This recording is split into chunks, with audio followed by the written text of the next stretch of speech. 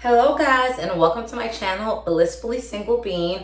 I'm your homegirl Bean, and I'm your blissfully single one. Before I go into my review of Love and Marriage Huntsville, aka one of the best reality shows on TV right now, and if you don't believe me, watch Basketball Wives and you'll understand exactly how amazing Love and Marriage Huntsville is.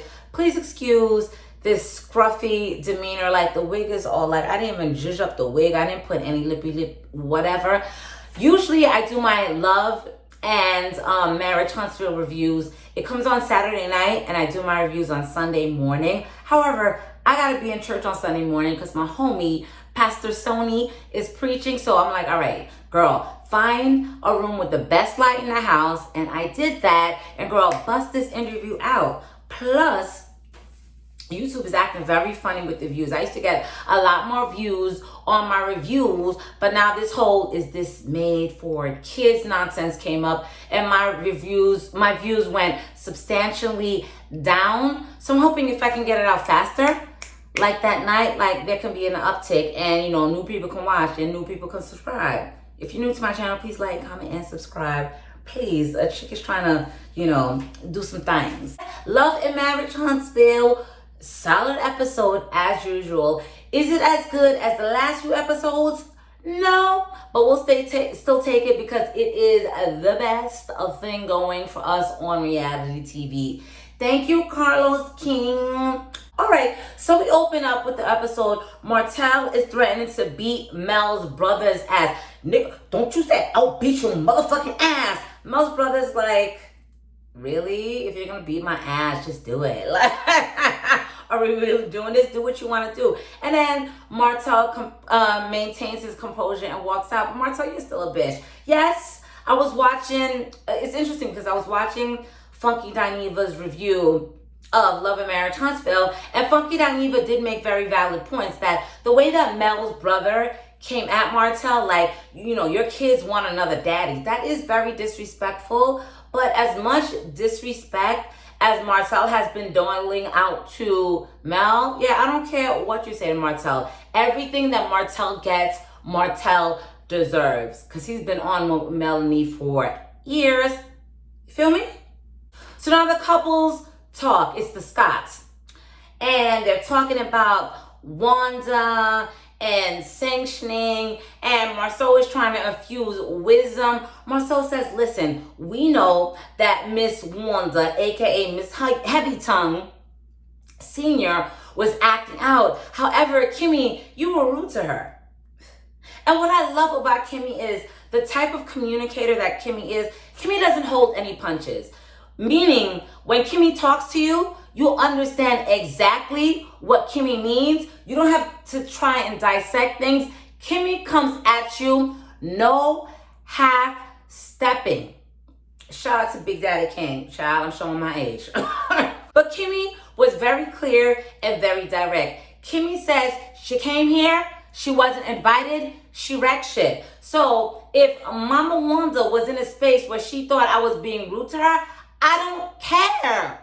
She wasn't supposed to be here. Listen, Marceau and Letitia tried to punk Kimmy, and Kimmy would have absolutely none of it. Kimmy read their asses down so damn good that Letitia had to walk away, girl. But Kimmy said what she said. She's not apologetic. And ABC 123, she's absolutely correct. Your mother is ignorant, and she shouldn't have been there.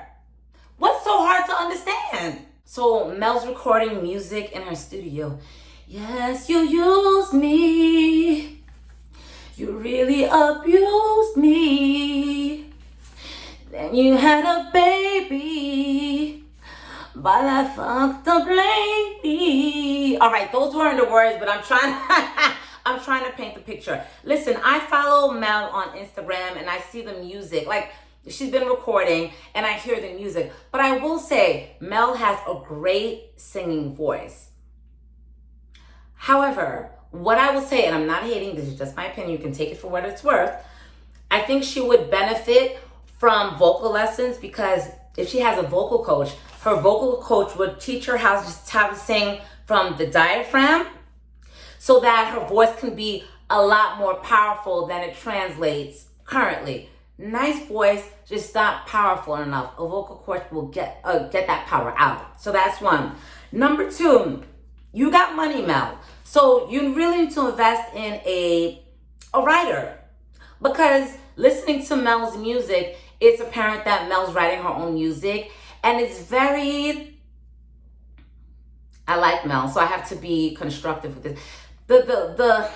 The lyrics are very elementary and they're a little bit shallow, simply because when she's singing about it, it's like, okay, she's talking about Martell and the other woman, and the fact that he had a baby by that other woman and all his misdeeds. It's like there's not a complexity to the lyrics.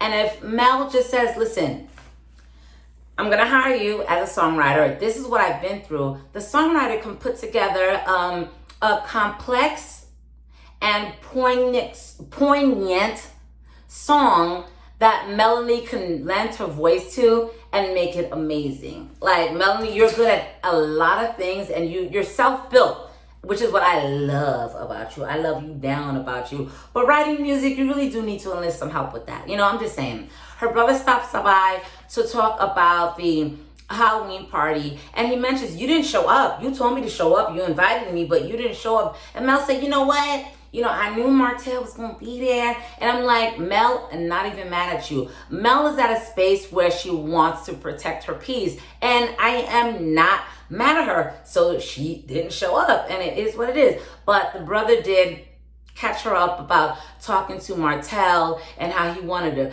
beat his ass, because he brought up the fact that one of their children said, she didn't want Martell as a daddy. She wanted someone else as a daddy. And Mel's like, why would he threaten to beat your ass over that? You need to step up and be a real daddy. And Mel, I do agree with you. However, coming from your brother, wrong messenger, and your brother's timing in saying that was absolutely wrong. So I understand, though I can't stand Martell, but I understand Martell's frustration and wanting to beat your brother's ass. But at the same time, Martell can't say shit, because Martell has been disrespectful as fuck to you and your family. So it is what it is. You the disrespect that you dole out to your wife is the disrespect that you get back. And Marcel and Miss Wanda talk.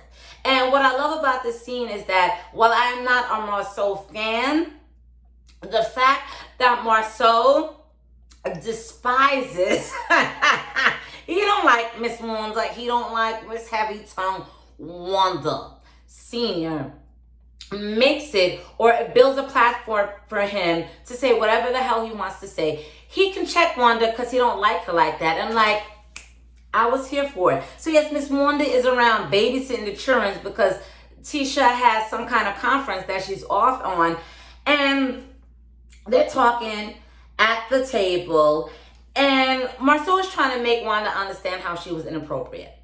Miss Wanda is very childish in her thinking, because Miss Wanda says, listen, Marceau, I had something on my chest. I wanted to talk to Melody. I want to talk to Melody. So whatever how Kimmy felt about it, I had to talk to him. You didn't have to talk to Melanie. And Marceau said, why did you have to talk to her? Are you her mama? No, you're not her mother. You're just trying to be messy. You are grossly fucking inappropriate. And it was not the time for you to talk to Mel about whatever during Kimmy's event honoring her son and her husband. Like, she doesn't understand it. Marceau's trying to make her understand it, and she's just not getting it. Of course, she's confrontational. And Marceau is like, listen, Kimmy said you are sanctioned from future events. And Miss Wanda's like, sanctioned? What? Miss Wanda can't even pronounce the word sanctioned. What that mean? Marceau's like, madam, you're not invited to any event that Kimmy is throwing. And of course, you know, she's not taking it well. She's doing that same bullshit. Like, oh, Kimmy is choosing the Scots. It's not about choosing the Scots, madam. You have no act rights. None. What don't you understand? Okay, Miss Wanda's here throwing shots throwing shots about Martell and his tight ass pants, and I'm like, that made me giggle a bit. And then she threw a shot about Kimmy. Me and Kimmy are the same age, bitch. Miss Wanda, aka Heavy Tongue Bitch. You and Kimmy are not the same age. You are not the same age in appearance. You are not the same age in intellect. You are not the same age in behavior. So that shade that you're trying to throw at Kimmy is absolutely untrue and inappropriate. I just thank God for my mom and the amazing woman that she is, because looking at Miss Wanda, my mother was a gift. Miss Wanda needs. Last thing about this scene, Marcel says, listen, you talk your shit, you shoot straight from the hip, and then me and Letitia have to pick up, like, we have to deal with the fallout of your fucked up ass mouth.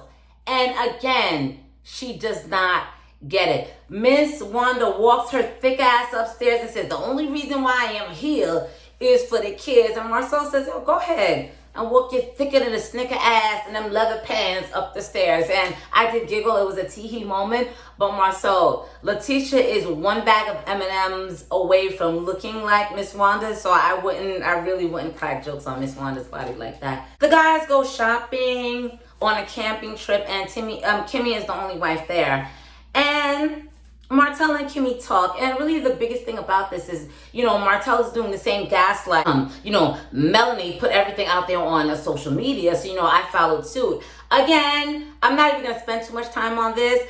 Yeah, okay, you and Melanie put shit out on social media. You're not gonna put it on Melanie. You're not gonna gaslight Melanie, because, sir, nothing that you can say this season could make me think that Melanie was more wrong than you. You are a fucked up individual. A, B, C, and D. So I don't care what Melanie ran to social media with.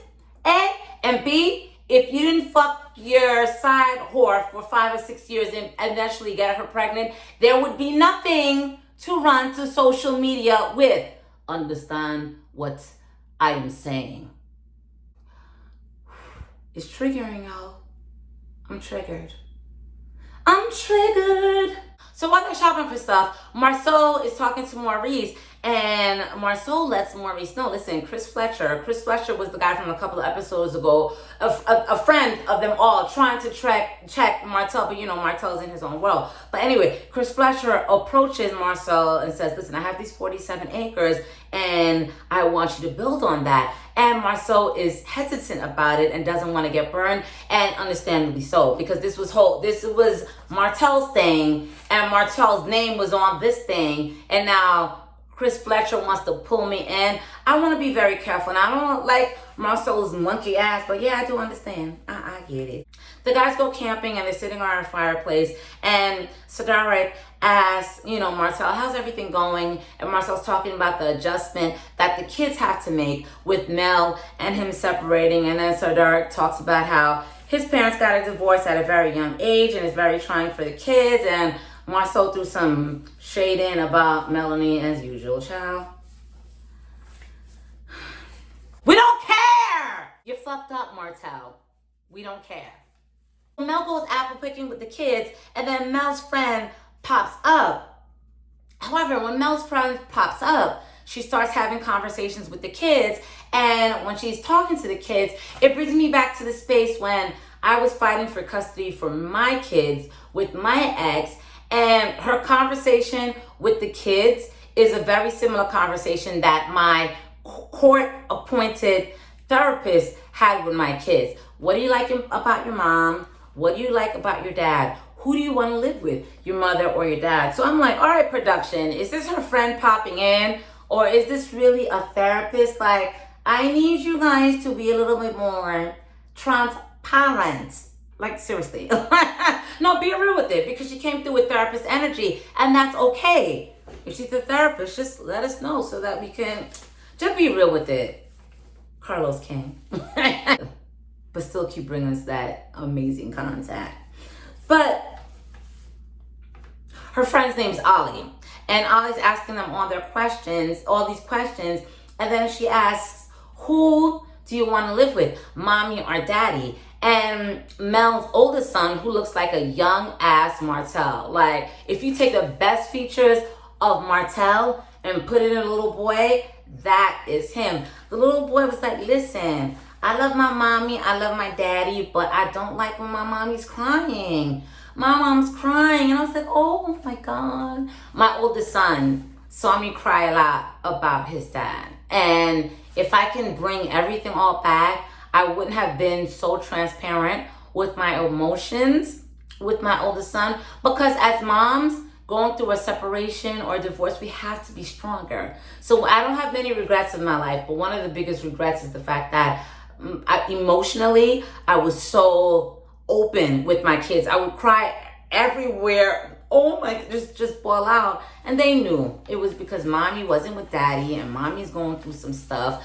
But when Mel's son said that, I said, Mel, you are in the same space that I was in. However, when I was like, all right, this is maybe fake, is when the son was talking about, because mommy was trying to get her clothes out the house and daddy was blocking her. And I followed Mel on Instagram, and Mel was talking about that same situation where she was trying to get her clothes from her Alabama house to take to Atlanta, and Martell was trying to block her. He wouldn't let her get her furs, her clothes and stuff, and was just being like, just crazy. And the fact that her son mentioned that again, it kind of seems like a production thing to me, because Melody doesn't strike me as the type of woman to be messy enough to tell her kids what happened. Okay, on the flip side of things, maybe the boy saw everything, but I'm like, the fact that he's repeating the story verbatim, and I was on Instagram Live maybe a month ago, and Melanie was repeating the same stuff verbatim. There's a fly in the milk. So the guys are camping. They talk over the fire.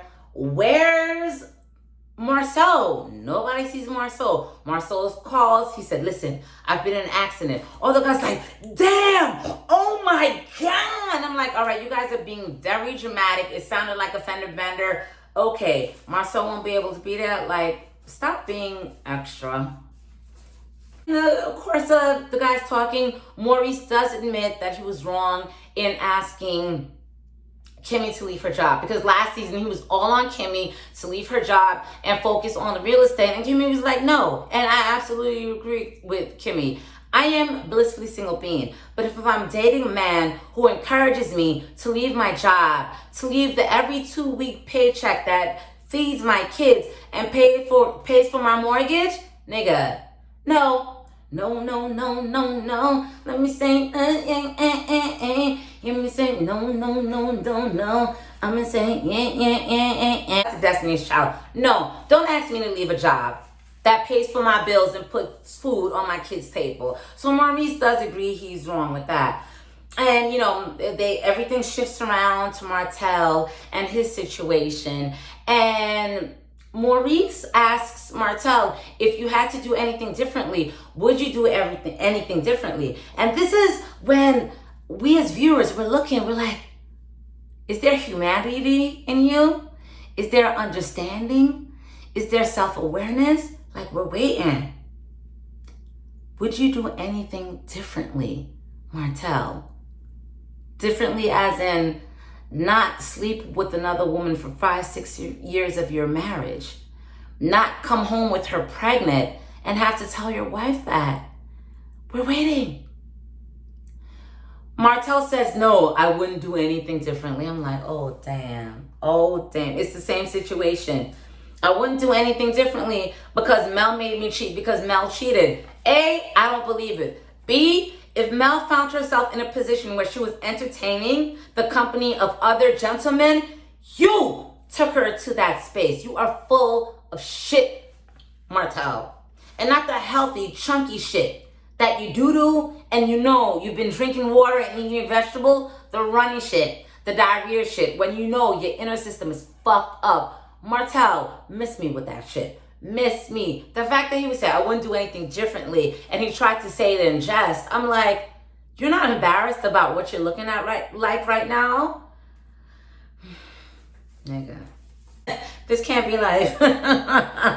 So Cedric comes out the gate and asks about pregnancy rumors. Is it true? Because if you got her pregnant, I would have known. And Martell says, this is not something, that I wanted to talk about. But since Melody put it out there, yeah, she pregnant. And the way that he said it, so sanctimonious, like, you're not embarrassed? Are you not embarrassed?